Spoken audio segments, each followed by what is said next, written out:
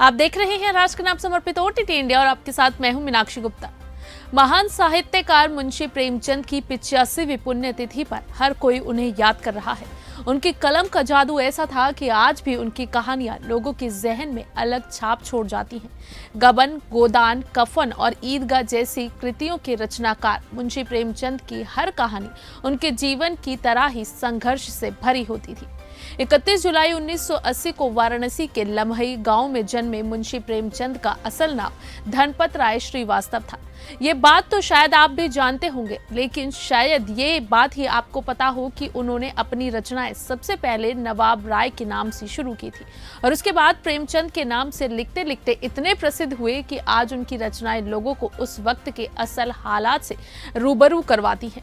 एक ऐसी दृढ़ राष्ट्रवादी लेखक जिनकी लेखनी रंगभूमि और कर्मभूमि ने राष्ट्रवादी नेताओं को उनकी कमजोरियों का एहसास करवाया, तो वहीं ग्रामीण जीवन से रूबरू करवाती उनकी कालजयी रचनाएं, जिनमें पूस की रात का हल्कू अपनी पत्नी से कंबल खरीदने की इच्छा व्यक्त करता है, लेकिन साहूकार के कर्ज की बात याद आते ही उसके ख्वाब खत्म हो जाते हैं।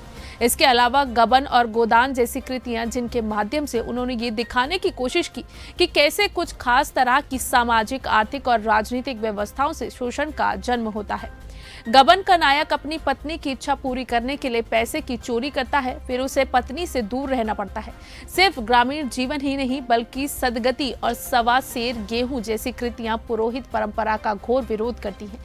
सोजे वतन जैसी 5 कहानियों की रचना, जिस पर अंग्रेज सरकार ने प्रतिबंध लगा दिया था, उसके बाद से नवाब राय प्रेमचंद बन गए। इस तरह से उनकी कई कृतियां आज भी अमर हैं, कालजयी हैं।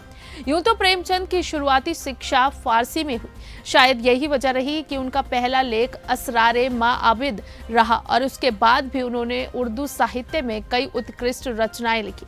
कहते हैं कि मुंशी प्रेमचंद अपने दौर के एक ऐसे साहित्यकार थे जिनकी उर्दू और हिंदी दोनों भाषाओं पर पकड़ काफी शानदार थी। उनकी कहानियां अक्सर संघर्ष से भरी होती थी। उनके जीवन के संघर्षों की बात करें तो 7 साल की उम्र में उनकी माता का निधन हो गया और 16 साल की उम्र में उनके सिर से पिता का साया उठ गया। उससे पहले 15 साल की उम्र में ही उनकी शादी भी कर दी गई। बाद में उन्होंने दूसरी शादी एक ऐसी महिला से की जो बाल विधवा थी, यानी सामाजिक कुरीतियों के खिलाफ उन्होंने सिर्फ लेख ही नहीं लिखे बल्कि अपने जीवन में उन्होंने उन कुरीतियों को खत्म करने की कोशिश की है। उनके 3 बच्चे श्रीपत राय, अमृत राय और कमला देवी श्रीवास्तव हुए। 20 साल की उम्र में साल 1900 में प्रेमचंद ने एक सरकारी स्कूल में बतौर शिक्षक ज्वाइन किया। उस वक्त उनकी पगार 20 रुपए महीना थी। उसके बाद उनका तबादला शुरुआती दिनों में उन्होंने बतौर शिक्षक नौकरी ज्वाइन की। हालांकि बाद में उन्होंने फिल्मों के लिए भी कहानियां लिखी। इसके अलावा उन्होंने हंस और जागरण जैसी पत्रिकाएं भी निकाली। साथ ही सरस्वती प्रेस खरीदी, लेकिन प्रेस का व्यवसाय उनके लिए फायदे का नहीं रहा। आखिरी समय में उनका स्वास्थ्य लगातार बिगड़ता गया। 8 अक्टूबर 1936 को उन्होंने आखिरी सांस ली। उनके बेटे अमृत राय ने कलम का सिपाही नाम से पिता की जीवनी लिखी, जिसके लिए साल 1963 में उन्हें साहित्य अकादमी पुरस्कार से नवाजा गया।